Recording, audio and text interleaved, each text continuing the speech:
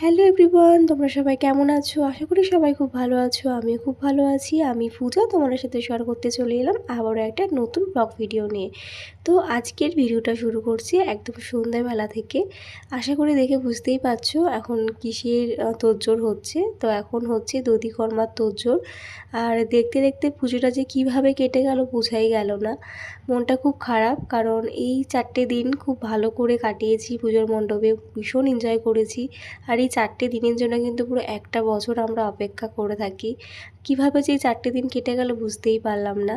আর আজকে কিন্তু বেশিরভাগ ঠাকুরেরই বিসর্জন হয়ে গেছে, তো আমাদের বিসর্জনটা আজকে হবে না, কারণ আজকে আমরা বক্সটা পাইনি, তাই কালকে আমাদের বিসর্জন হবে। প্রতিবারই কিন্তু সব ঠাকুর বিসর্জনের পরের দিনই আমাদের বিসর্জন হয়, তো সেরকমটা এবছরও হবে। তো দেখো ঠাকুরমশাই কিন্তু চলে এসেছিলেন পুজো করার জন্য। আর এখানে দেখো মায়ের আরতি করা হচ্ছে। মাকে এবারে বিদায় জানানোর পালা। তো মনটা খুব খারাপ লাগছিল, তবুও আজকের দিনটা একটু আনন্দেই কাটবে, কারণ আজকে ছিল আমাদের পাড়াতে প্রোগ্রাম। তো ওখানে দধিকর্মার অনুষ্ঠানটা হয়ে যাওয়ার পরে কিন্তু বাড়িতে চলে এসেছিলাম রেডি হওয়ার জন্য। তো দেখো আমি আর মামাম কিন্তু আজকে একদম ম্যাচিং ম্যাচিং করে ড্রেস আপ করেছি। তো আমাদের পাড়াতে একটা নাচের প্রোগ্রামের কথা ছিল, যেটা মঙ্গলবার হওয়ার কথা ছিল, সেটা সেদিনকে হয়নি, তাই কিন্তু আজকে দিনটা গ্যাপ ছিল বলে আজকেই প্রোগ্রামটা হচ্ছে। তো দেখো প্রথমে কিন্তু দুটো বাচ্চা নাচ করছিল, খুব সুন্দর নাচ করেছে এরা। আমার তো ভীষণ ভালো লেগেছে, ভীষণই সুন্দর, আর খুব সুন্দর একটা সন্ধে কাটিয়েছি আমরা। তো আমাদের কিন্তু এখানে এবারে আঁকা প্রতিযোগিতাও হয়েছিল, তো তার প্রাইজটা কিন্তু আজকেই দেওয়া হবে সব বাচ্চাদের। তো যাই হোক, এখানে প্রথমে দুটো পারফরমেন্স দেখলে নাচলো ওরা। তো যেহেতু কপিরাইট দেবে তাই কিন্তু আমি সেগুলো আর সাউন্ড দিতে পারিনি। তারপরে দেখো এখানে মামাবাড়ির ছোট্ট পিমনি পাখি, ও কিন্তু এখানে আবৃত্তি করছিল। তো ও খুব সুন্দর একটা পোয়াম বলল। তো তারপরে দেখো মাম্মামকে রেডি করে এখানে এনেছিলাম, মাম্মামও কিন্তু সব নাচগুলো এনজয় করছিল। তো সবাই মিলে বেশ সুন্দর একটা সময় কাটাচ্ছে। দেখো ওখানে ওরা নাচছে আর মাম্মাম কিন্তু নিচে নাচছিল। তো যাই হোক, আমরা কিন্তু সবাই মিলে আজকে সন্ধ্যেটা এখানে এক জায়গায় হয়েছি একটা সুন্দর মুহূর্ত কাটাবো বলে।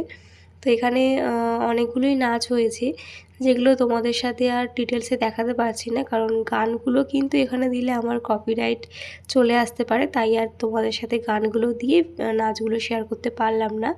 তো দেখো ওখানে নাচের প্রোগ্রাম চলছে, আর এখানে দেখো আমার মাম্মাম আর তার গোলু ভাইয়া মিলে কিন্তু ওরা নিচেতে পায়চারি করে যাচ্ছে, মানে দুষ্টুমি করে যাচ্ছে। গোলু ভাইয়া যেখানে যাচ্ছে সেখানে আমার মামাম যাবে, আর আমার মামাম যেখানে যাবে সেখানে গোলু ভাইয়া যাবে।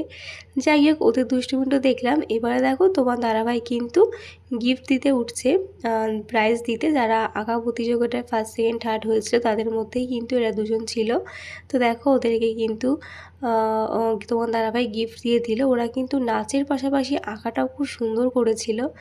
যাই হোক, তারপরে দেখো এই দাদাটা চলে আসলো একটু গান করার জন্য। এই দাদাটা এত সুন্দর গান গায়, মানে এত সুন্দর গানের গলা, জাস্ট অমায়িক। আমার তো খুব ভালো লেগেছে। তো যাই হোক, তারপরে কিন্তু আমরা এখানে বসে বসে পুরো অনুষ্ঠানটা এনজয় করছিলাম। অনেকগুলো প্রোগ্রাম হয়েছে আজকে, অনেক নাচ, অনেক গান, তারপরে বাচ্চাগুলো খুব সুন্দর সুন্দর আবৃত্তি করেছে। তো বেশ ভালো লাগছিলো। এইদিকে দেখো আমাদের সব বান্ধবীগণ সাথীর মেয়েকে নিয়ে এসেছিলো। এখানে ছিল আমার বান্ধবী পৌলমি। তো সবার সাথেই কিন্তু একটা সুন্দর সময় কাটালাম। তো দেখো এদের নাচটা খুব সুন্দর হয়েছিল, এরা দুই বোনে কিন্তু খুব সুন্দর একটা পারফরমেন্স করেছে, তা আমার খুব ভালো লেগেছে। আর দেখবে বাচ্চাদের নাচ দেখতে কিন্তু বেশ ভালোই লাগে।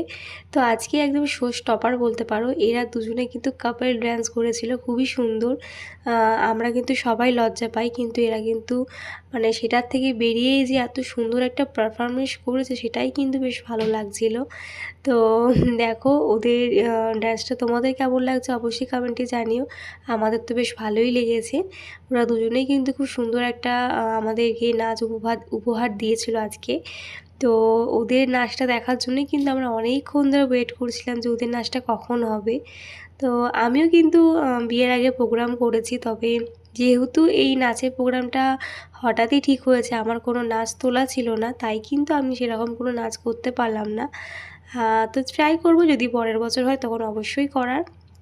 যেহেতু আমি নাচ শিখতাম। যাই হোক, এরপরে কিন্তু আমাকে স্টেজে ডেকে নেওয়া হলো পুরস্কার বিতরণের জন্য। তো দেখো, মামাবাড়ি দাদাভাইটাকে কিন্তু আমি পুরস্কারটা দিয়ে দিলাম। ও কিন্তু খুব সুন্দর ড্রয়িং করে, তো ড্রয়িংয়ের জন্যই কিন্তু এই উপহারটা পেয়েছিল। এদিকে দেখো, আমি যেহেতু প্রাইজ দিয়েছি তাই কিন্তু মামামেরও ওপরে আসতে ইচ্ছা হয়েছিল। তো তারপরে কিন্তু আমাদের এখানে মোমবাতি প্রতিযোগিতারও আয়োজন করা হয়েছিল। প্রথমে কিন্তু দেখতেই পেলে সবাই মোমবাতি জ্বালাচ্ছিল, তারপরে আমার টার্ন আসলো আর আমি তো বেশি জ্বালাতেই পারলাম না। প্রথমবার যখন অনুষ্ঠানটা হয়েছিল মোমবাতি প্রতিযোগিতা, তখন কিন্তু আমি 13টা মতন জ্বালিয়েছিলাম, তবে এবছর কিন্তু 5টার বেশি জ্বালাতেই পারিনি। তো কী আর করা যাবে, খেলায় তো হার জিত আছে, তবে এটা একটা আনন্দ। তারপরে দেখো, সাথীকে ডাকা হলো, সাথীও ওই 8টা মতন জ্বালিয়েছিল।